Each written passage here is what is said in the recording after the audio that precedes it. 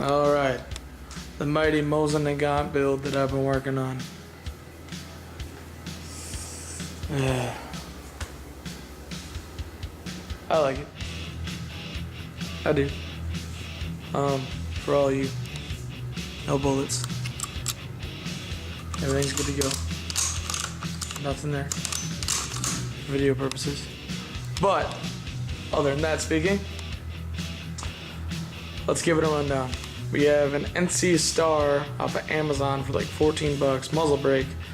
When I initially shot it, you can see that that's, hold on, I'll zoom in there. If it focuses. I guess it's not going to. Oh, there we go. You can see that that's kind of charred up. I re-blued it, but I had to make some bolts fit because when I initially shot it, I'm guessing the percussion of all this pushed this forward just enough to break the bolts. So I had to get new bolts out of my kit, which I have a bunch of spare bolts anyway, but I had to make them fit. So I saved the muzzle brake. Seems to work great. Sling mounts. Sling mounts really love to strip out of polymer. I realized that. So I got one and it's like bolted on the inside. Take the gun apart to get it out. It's good to go. Bipod. That's originally what stripped out. I have a sling mounted bipod downstairs that is just gonna sit there until I get another sling mounted gun because it stripped out the polymer. So now I have my old bipod. It mounts onto a Picatinny mount. This is just a scope mount I bought for I believe $4.99 at Gander Mountain. And I let's lift the gun up here. Screwed that in there with JB Weld and Loctite, so this thing is not coming off. Painted this. It's not very good as you can see, but I don't want to get that articulate. I mean, I did paint it with a brush. Better to be in there than it is on here. You know what I'm saying? Yes, and this is an M44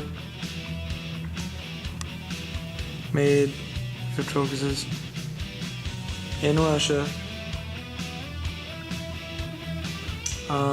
1946. You can't really see it though, I don't think. Anyway, I bought this at the Red Wing Pawn Shop. I'm in Red Wing, Minnesota. But it was originally black synthetic stock, as you see in the pictures.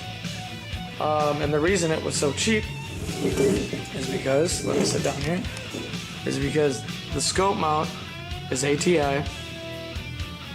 And it mounts into here, but you have to drill and thread the receiver. The guy that originally had it screwed it up, and I'm assuming he gave up on the gun. And yeah, it just came in the pawn shop, and I was like, well, I'm gonna have to re-weld that, weld the holes shut, re-drill them, re-tap them, and so I should get a discounted price. I got it total for $175. I wouldn't call it too bad for already having everything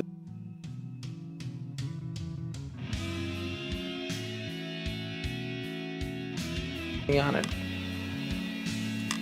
Anyway, bolt, old handle, sanded down, polished, made it look shiny. It was really casty originally.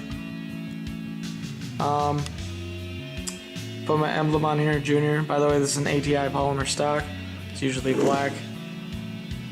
I do have one problem with this gun, and that is that it'll feed 3 rounds. Actually, I'll show you here. I don't know why I wasn't going in. I've been hand loading these. Well, not hand. These aren't hand loads, but I've been just putting one in the chamber and closing the bolt, firing it that way.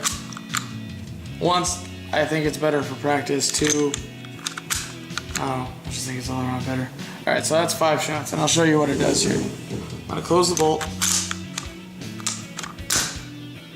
Make sure I'm not pressing the trigger. 1, down. 2, down. 3, nothing. It's always on the 3rd round.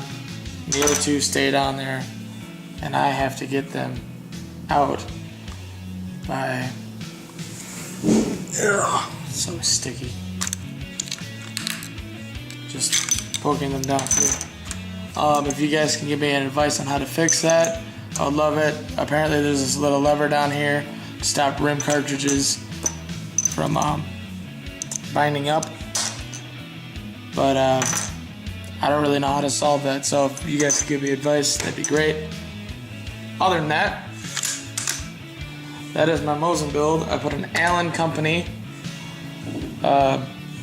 bullet holder thing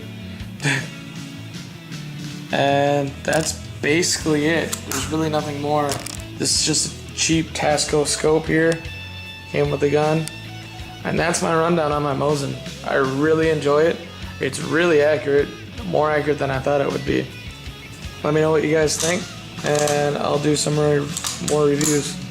I do want to become a gunsmith, but I am only 18 right now, so that'll be in the future. LCS Town is here. Let me know what you guys think, and I'll see you later.